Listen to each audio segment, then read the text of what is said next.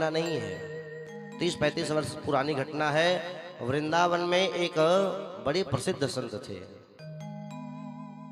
और वो संत थे ऐसे थे, जब वे आए तो वहाँ के रहने वाले लोग संत उनको यही कहते थे, जज साहब आ गए, जज साहब आ गए, जज साहब आ गए।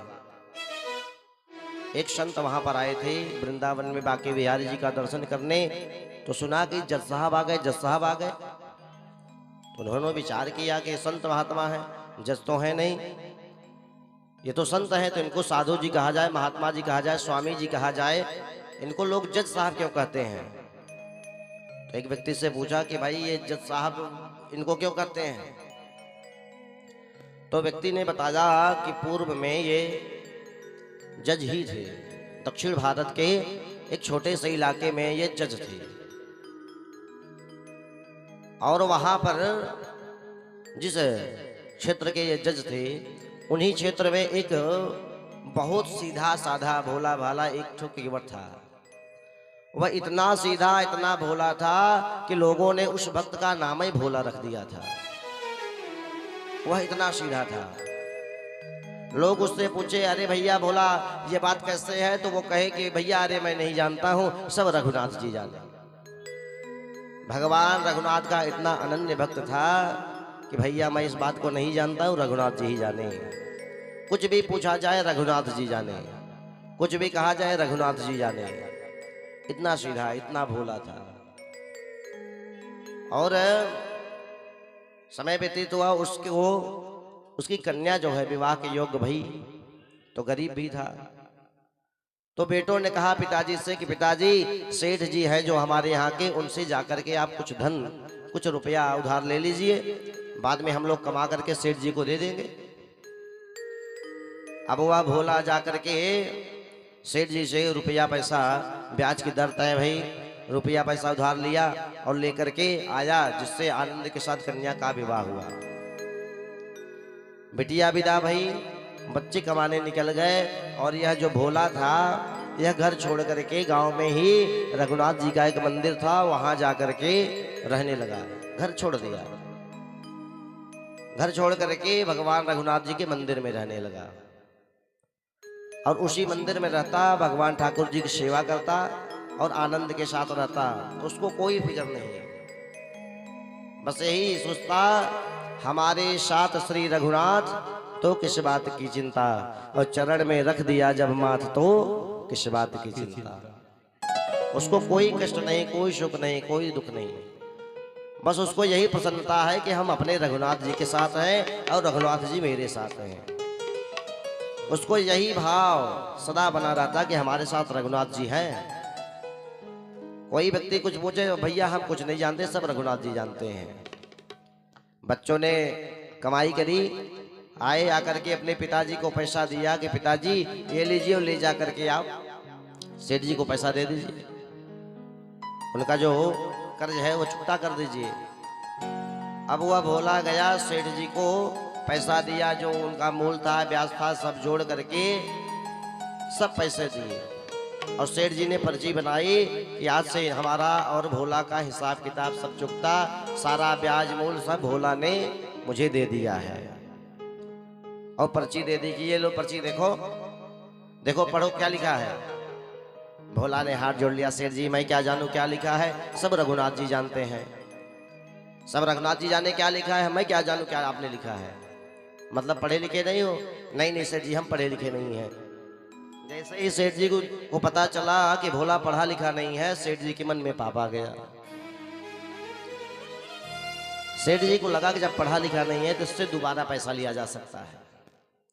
बच्चों ने इतने कम समय में कमा करके कर्ज दे दिया, मतलब दोबारा भी हम इससे लेना चाहें तो ले सकते हैं। तो सेठ जी ने कहा एक काम करो भोला, वो पर्ची मुझे दो।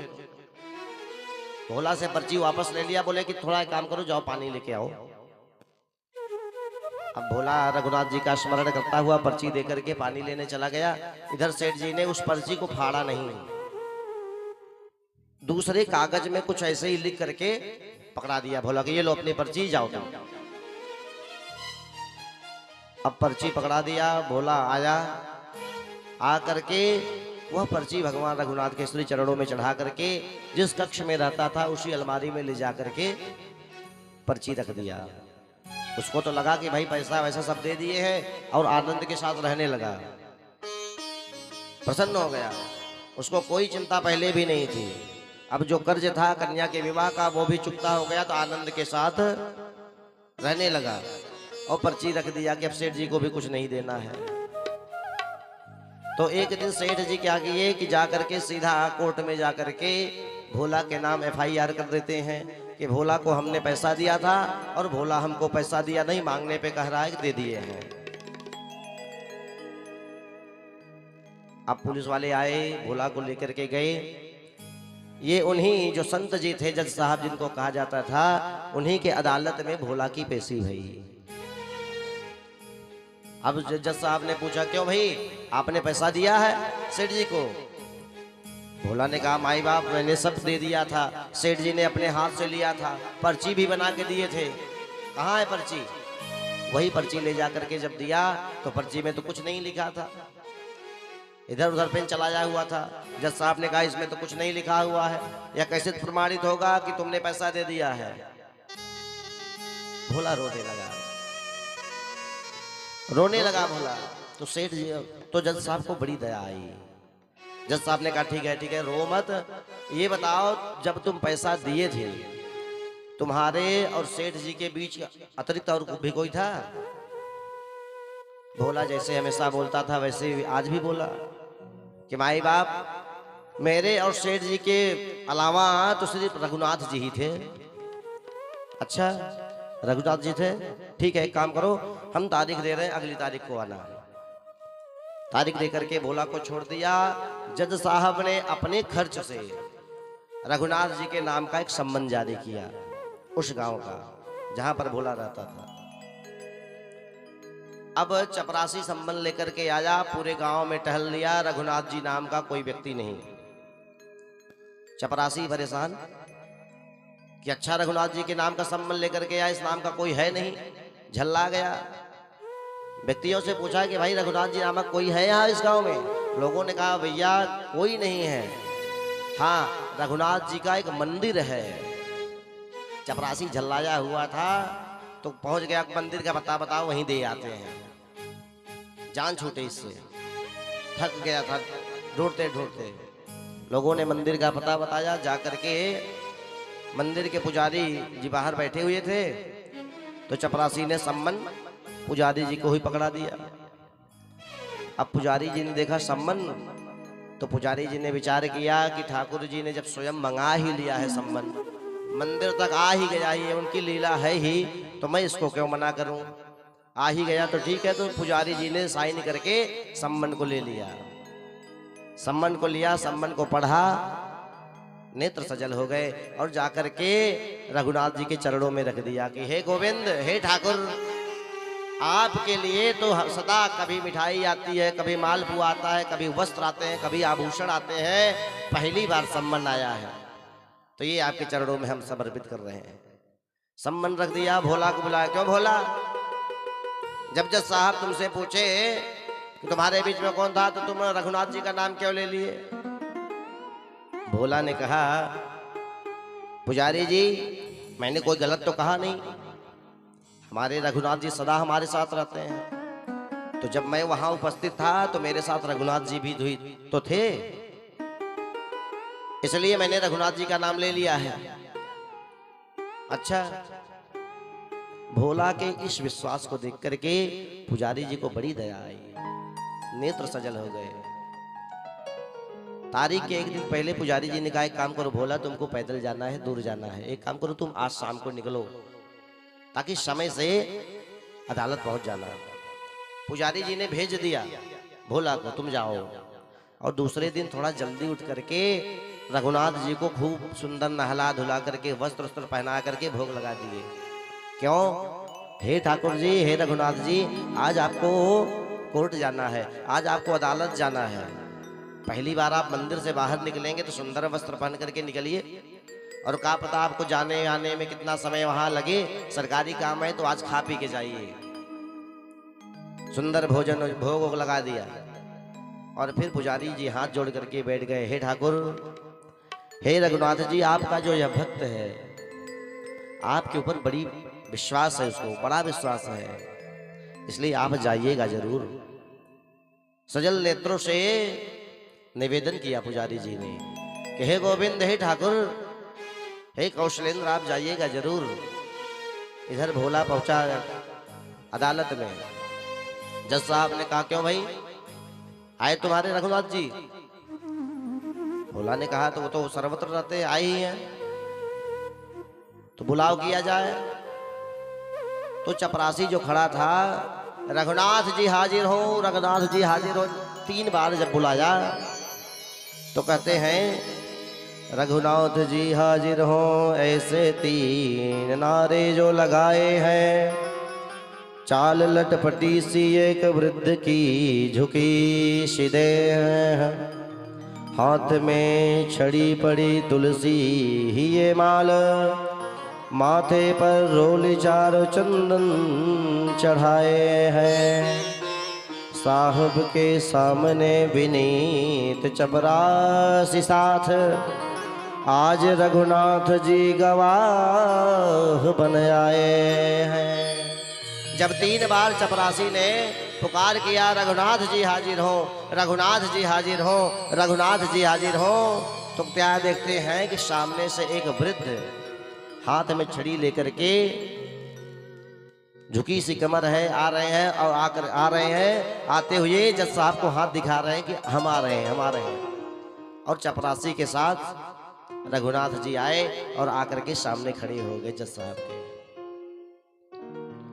जज साहब ने कहा, क्यों भाई रघुनाथ जी आप ही हैं? ठाकुर जी ने कहा, जी। आपने देखा था भोला ने पैसा दिया? जी। आप वहीं थे? हाँ। लेकिन यह बात कैसे प्रमाणित हो कि आपने देखा है और भोला ने पैसा दिया है? यह बात कैसे प्रमाणित होगी? तो ठाकुर जी कहते हैं, रघुनाथ जी कहते हैं कि सेठ जी को यहीं रखा जाए, और इनकी बैठक में जो अलमारी है, उस बीच वाली अलमारी में एक इनकी रजिस्टर है, जिसमें सब लिखते उखते हैं, किसको क्या देना है, किसको क्या लेना है, किससे क्या लेना है। उसी रजिस्टर को मंगाया जाए। उसी रजिस्टर में इन्होंने वह पर्ची रखी है जिसमें इन्होंने यह लिखा था कि भोला का हमारा हिसाब समाप्त हो गया है। सेठ जी को रोका गया, सेठ जी को वहीं रखा गया। चपरासी गया, लेकर के रजिस्टर आया, तो उस रजिस्टर में वैसी पड़ी थी वह पर्ची। सेठ जी ने उस पर्ची को नष्ट नहीं किया था, तो उस पर्ची को देखा गया, सेठ जी को दंडित किया गया। जज साहब ने सेठ जी को दंड दिया और उठ करके अपने चैम्बर में गए। तो जा करके भोला को बुलवाया चपरासी से कि भोला को बुलाओ। भोला जब आया तो जज साहब ने पूछा कि ये रघुनाथ जी कौन है और ये कहाँ रहते हैं? भोला ने कहा, रघुनाथ जी हमारे गांव में जहाँ हम रहते हैं वहीं रघुनाथ जी रहते हैं। अच्छा, तुम कहाँ रहते हो? कहाँ रहते हो तुम? तो भोला ने कहा, जहाँ रघुनाथ जी रहते हैं वहीं मैं रहता हूँ। अरे तो रघुनाथ जी कहाँ रहते हैं? अरे आपको बताया ना साहब, माई बाप, जहां मैं रहता हूं वहीं रघुनाथ जी रहते हैं गांव में। तो रघुनाथ जी कहाँ रहते हैं? भोला ने माथा पीटा कि आप पढ़े लिखो को समझाना भी बहुत मुश्किल काम है। गांव में जो मंदिर है वहीं रघुनाथ जी रहते हैं।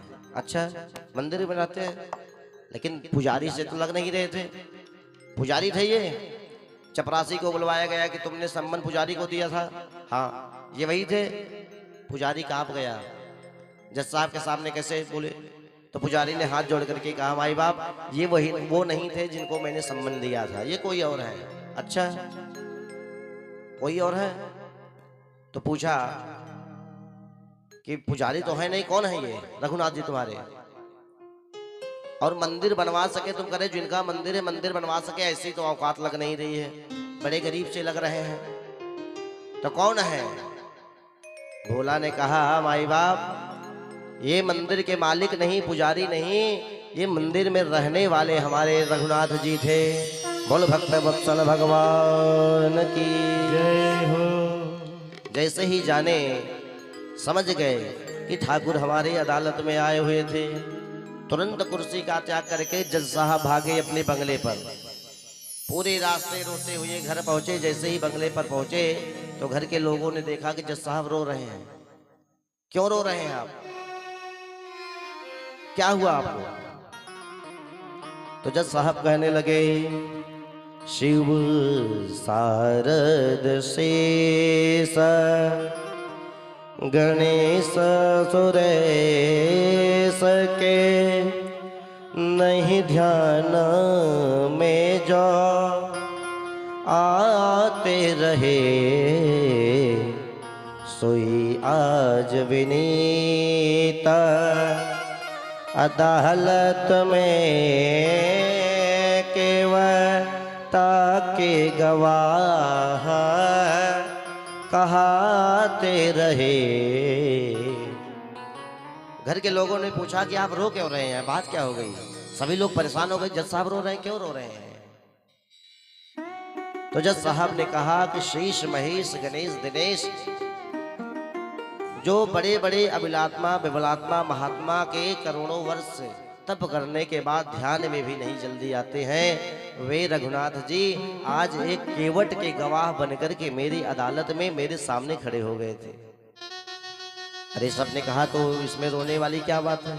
बड़ी प्रसन्नता की बात है कि आपको ठाकुर का दर्शन हुआ, या फिर आप इसलिए रो रहे हैं कि ठाकुर का दर्शन तो हुआ लेकिन ठाकुर छोड़ के चले गए, तो इसमें रोने वाली क्या बात है?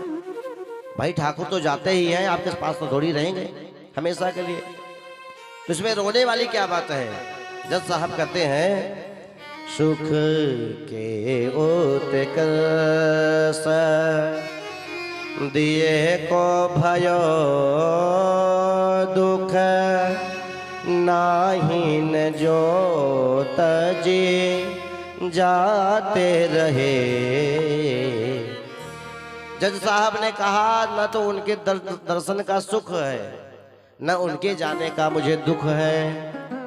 लोगों ने कहा फिर रो क्यों रहे हैं आप, कष्ट आपको किस बात का है? तब जज साहब जो है फूट फूट करके रोते हुए कहते हैं, कुर्सी पे बना जज बैठा रहा जगदीश खड़े समझाते रहे, कुर्सी पे बना जज बैठा रहा जगदीश खड़े समझाते रहे। जज साहब ने कहा कि एक बार जिन सभी को जिनके अदालत में सबको खड़ा होना है, उन जगदीश वे जगदीश मेरे अदालत में आकर के खड़े हुए रहे, वे भक्तवत्सल मेरे अदालत में खड़े रहे, जो परम जज हैं, जिनकी अदालत में सबको उपस्थित होना है, जिनकी अदालत में सबको नतमस्तक होना है, जिनकी अदालत में सबके कर्मों का हिसाब होना है और जिनकी अदालत में सबका उद्धार होना है, वे ठाकुर मेरे अदालत में आकर के खड़े रहे। मैं तुच्छ व्यक्ति कुर्सी पे बना जज बैठा रहा जगदीश खड़े समझाते रहे। अरे जिनके सामने ब्रह्मादिक देवता खड़े होकर के प्रणाम करते हैं, उनके सामने मैं कुर्सी पर जज बन करके बैठा रहा, वो जगदीश मेरे सामने खड़े होकर के गवाही दे रहे थे। इस बात का मुझे खेद है। और इसी कष्ट में बेहवल होकर के जज साहब ने तुरंत सब कुछ छोड़ दिया, अपने पद से तुरंत इस्तीफा दे करके वृंदावन चले आए। ऐसा परम वैराग्य हुआ कि सब कुछ त्याग दिया और आकर के वृंदावन रहने लगे। वृंदावन में रहते हुए जज साहब कभी बिहारी जी का दर्शन करने के लिए मंदिर के भीतर नहीं जाते थे, बाहर से ही धूली मस्तक पर लगा लेते थे, लेकिन भीतर नहीं जाते थे। और कभी भगवान के मंदिर के करीब पहुंचते थे तो कभी बैठते नहीं थे, खड़े ही रहते थे। कि एक बार मैं कुर्सी पर बैठ करके, गोविंद अपराध मैंने किया है, मेरे ठाकुर मेरे सामने खड़े रहे, मैं कुर्सी पर जज बन करके बैठा रहा, अब मैं इनके सामने कभी बैठूंगा नहीं। लोगों ने कहा महाराज आप अंदर जाकर के गोविंद का दर्शन क्यों नहीं करते हैं, ठाकुर का दर्शन क्यों नहीं करते हैं? तो कहते हैं कि मैं यहाँ आ तो गया हूँ लेकिन उनके सामने जाने लायक नहीं हूँ। आ तो गया हूँ मगर जानता हो, आ तो गया हूँ मगर जानता